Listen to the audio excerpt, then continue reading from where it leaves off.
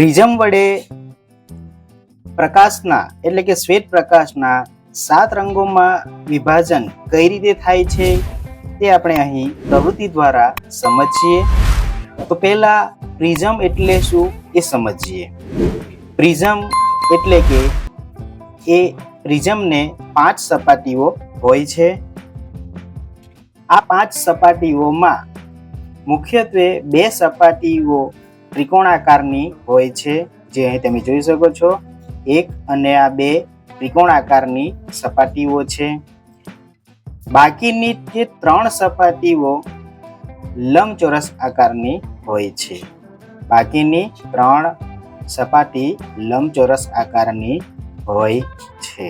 એટલે કે પ્રિઝમને કુલ 5 સપાટીઓ હોય છે, જેમાંથી 2 સપાટી એ ત્રિકોણ આકારની જોવા મળે છે અને બાકીની જે 3 સપાટી એ લંબચોરસ હોય છે. હવે પ્રિઝમ છે એ પ્રિઝમનું કાર્ય શું? પ્રિઝમ શું કાર્ય કરે છે? તો પ્રિઝમ એ શ્વેત પ્રકાશનું એટલે કે પ્રકાશનું વક્રીભવનનું કાર્ય કરે છે. પ્રિઝમ વડે શ્વેત પ્રકાશનું આપાત કરતા પ્રકાશનું વિભાજન થશે, જે 7 રંગોમાં વિભાજન થાય છે. હવે 7 રંગોમાં કઈ રીતે વિભાજન થાય છે તે આપણે આગળ વિડીયોમાં પ્રવૃત્તિ દ્વારા સમજીશું. પહેલા આપણે પ્રકાશનું વિભાજન, જે પ્રકાશનું વિભાજન થાય છે એ પ્રકાશનું વિભાજન એટલે શું કે જ્યારે પણ આ પ્રિઝમની એક સપાટી ઉપર શ્વેત પ્રકાશને આપાત કરવામાં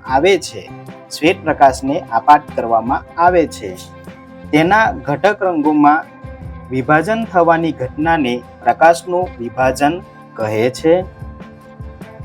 આ પ્રકાશનું વિભાજન શૂન્યાવકાશમાં અથવા કોઈ માધ્યમમાં થઈ શકે છે. શૂન્યાવકાશ એટલે શું? શૂન્યાવકાશ એટલે કે જ્યાં હવા નથી, જેને આપણે શૂન્યાવકાશ કહીએ છીએ. આ શૂન્યાવકાશમાં પ્રકાશનું વિભાજન સમાન દરે એટલે કે સમાન વેગમાં થઈ શકે છે, જેમાં વેગ એટલે કે 7 રંગો છે એ 7 રંગોનો વેગ એક સરખો હોય છે. જ્યારે કોઈ કાચ, પાણી કે ગ્લિસરીન જેવા પારદર્શક માધ્યમ હોય છે, જે આપણી પાસે પ્રિઝમ છે એ કાચનો બનેલો છે. એટલે કે કાચ, પાણી, ગ્લિસરીન જેવા પારદર્શક માધ્યમમાંથી પસાર કરતા દરેક જે ઘટક એટલે કે જે 7 રંગોમાં જે વિભાજન થશે એ 7 રંગોમાં વિભાજન થાય છે, દરેકનો વેગ અલગ અલગ હશે અને સાથે સાથે દરેકનું વિચલન પણ એ અલગ જોવા મળે છે. તો સૌથી કોનો વેગ વધારે છે, સૌથી ઓછો વેગ કોનો છે એ આપણે આગળ જોઈએ. તો વિડીયોને અંત સુધી જોતા રહેજો. તો આપણે પ્રકાશનું વિભાજન એટલે કે શ્વેત પ્રકાશનું તેના ઘટક રંગોમાં વિભાજન થવાની ઘટના એ પ્રકાશનું વિભાજન કહેવાય છે.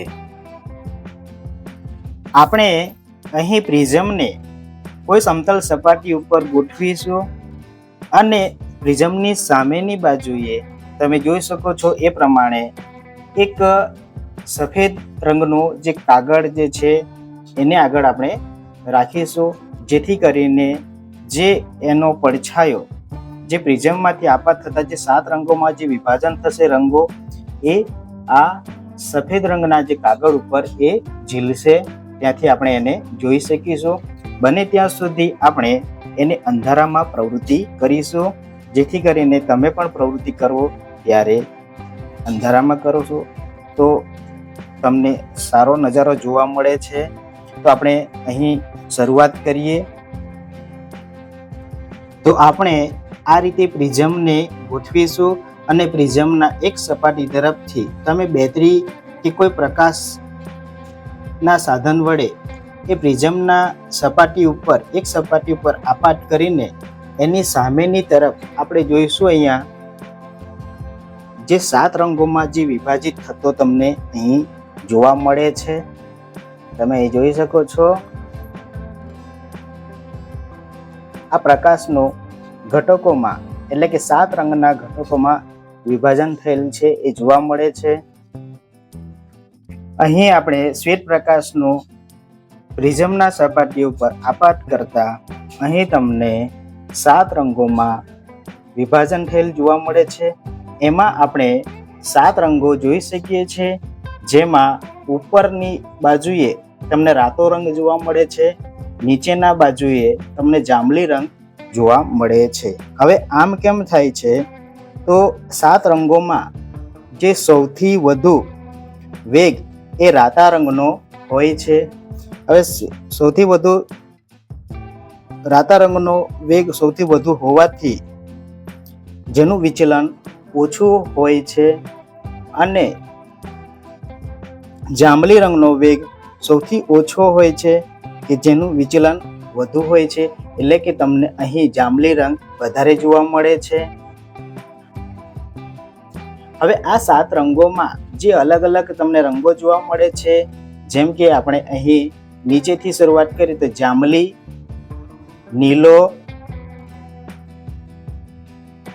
વાદળી, લીલો, પીળો, નારંગી અને ઉપરની સાઈડ રાતો.